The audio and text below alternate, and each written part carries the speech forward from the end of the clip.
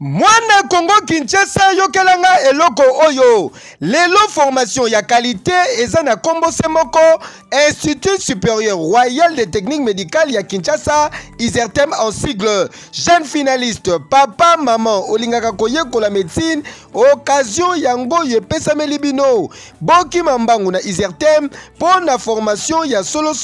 avec ba personnel hautement qualifié pour awa ezalaka théorie kakate kasi na ISERTEM pratique avec un pack pédologie boya et belé kosala ba inscription na bino na ba faculté lokola sciences infirmière option hospitalière technique de laboratoire sage-femme accoucheuse bokanisi esili te ISERTEM azali kwasire esika ya kitoko pona ba stage na bino pe ba bongisa de bino bibliothèque moderne pona kotanga na ba condition neti kaka na mikili ya poto otangi au défendre pe osilisi formation na yo sans problème ba famille pe société ba sepeli alongi na ye. Pour notre inscription, ba porte ISERTEM etikali polele ko banda lundi kino vendredi de 7h à 17h, pe samedi de 7h à 14h. ISERTEM kin ezwami na numéro 4774 avenue Bobozo